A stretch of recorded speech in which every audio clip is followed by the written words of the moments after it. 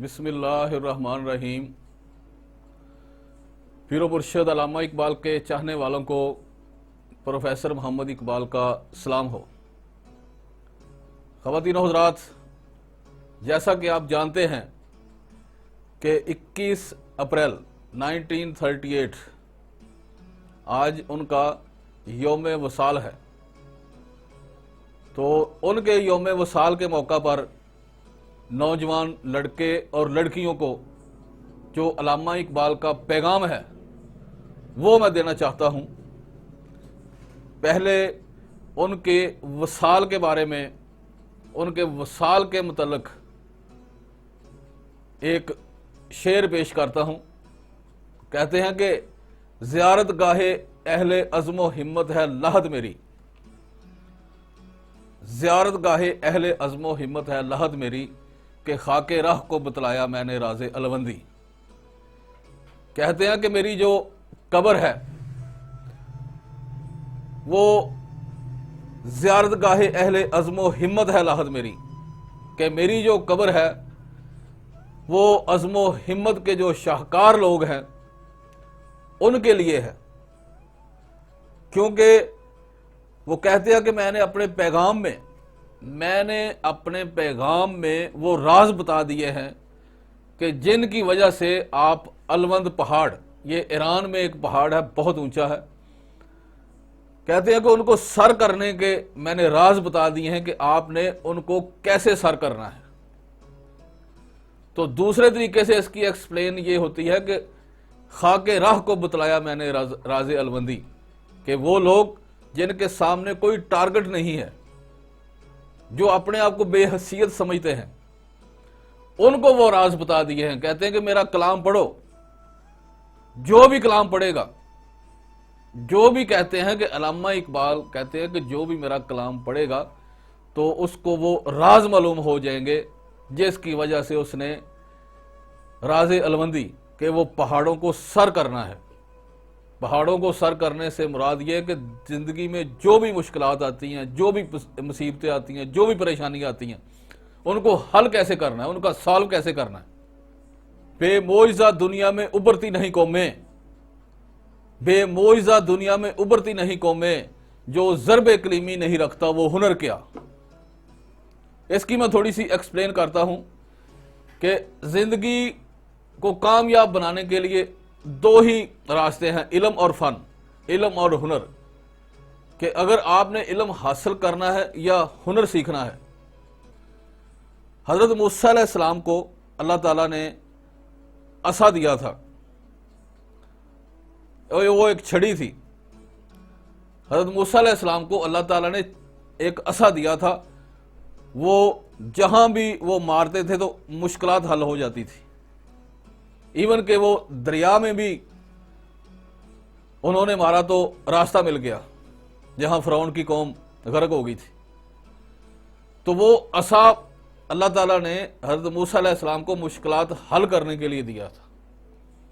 तो आपने अपने आप में ये तलाश करना है कि आपको अल्लाह ताला ने कौन सी सलाहियत दी है कि जिस की वजह से आप अपनी मुश्किलात हल कर सकते हैं। बेमोइज़ा दुनिया में उभरते नहीं कौमें, आपको भी अल्लाह ताला ने सलाहियतें दी है।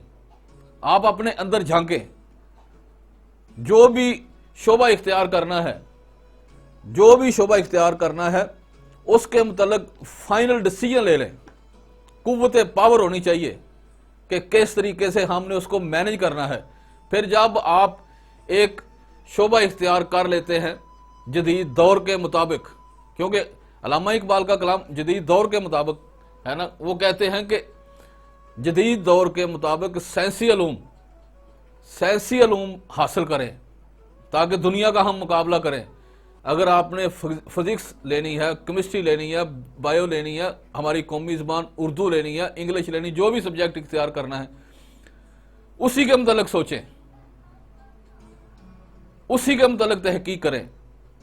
अगर आपने कोई हुनर सीखना है तो आप अपने हुनर की वजह से वो कारनामे सर अंजाम दे सकते हैं कि आपका नाम रहती दुनिया तक याद रहता है।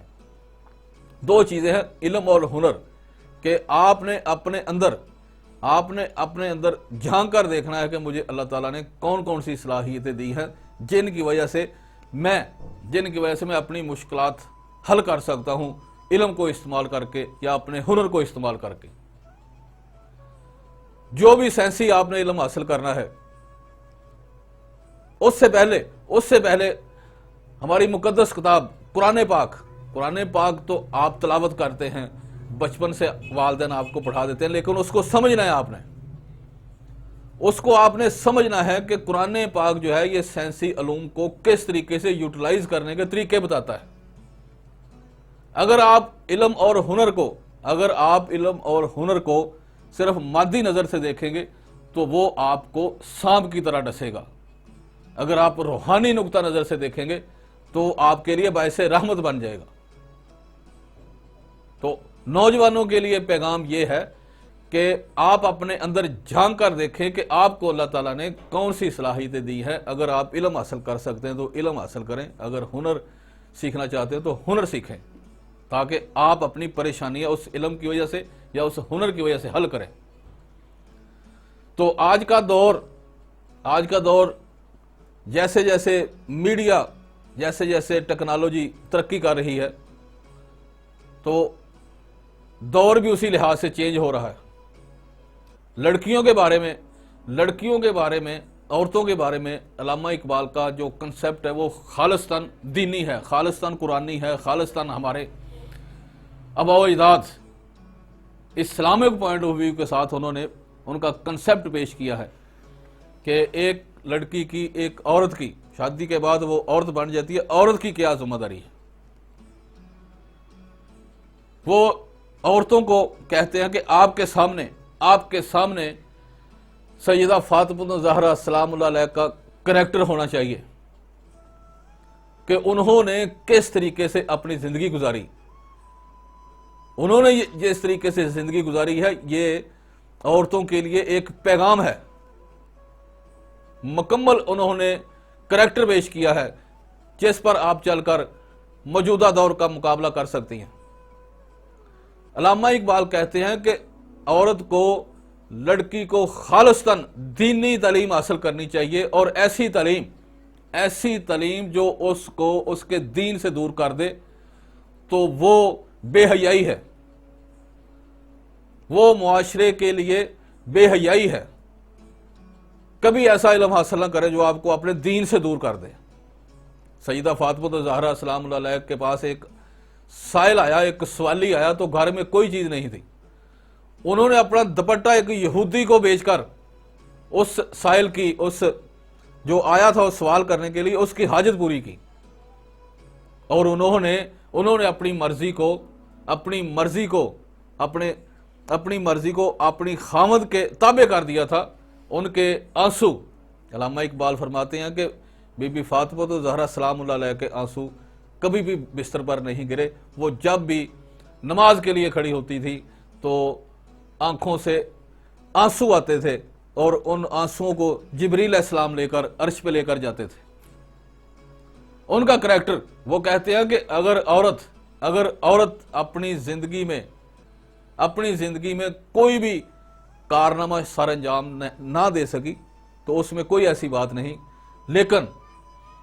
लेकिन जितने भी शाहकार गुजरे हैं वो माओं के बेटे होते हैं। बीबी फातिमा ज़हरा सलामुल्लाह अलैहा के दो बेटे जो हमारे लिए मिशले राह हैं, हमारा दीन उनके गिर्द घूमता है। सैयदना इमाम हुसैन वो कहते हैं, आज की औरतों को कहते हैं कि अपने आप को वो सलाहियतें पैदा करो, अपने अंदर वो सलाहियतें पैदा करो, दीन के करीब अपने आप को इतना कर लो कि इमाम हुसैन की क्वालिटीज आपके बच्चों के अंदर आ जाए। तो इसके साथ मैं गाहे बगाहे लेक्चर देता रहूंगा कलाम इकबाल के बारे में। ये मैंने सिस्टम शुरू किया है, ये सिलसिला शुरू किया है इकबाल का पाकिस्तान ये है कि जिसमें लड़के भी गैरतमंद हों और लड़कियां भी गैरतमंद हों, लड़के भी अपने दीन के करीब हों और लड़कियां भी अपने दीन के करीब हों। ये को एजुकेशन को एजुकेशन जदीद दौर के मुताबिक चलना चाहिए, लेकिन को एजुकेशन भी उस वक्त आप वालिदैन का यह फ़र्ज़ है कि बच्चों को, लड़के और लड़कियों को, ये को एजुकेशन के साइड इफ़ेक्ट बताएं। इसके साथ मैं इजाज़त चाहता हूँ। पाकिस्तान जिंदाबाद।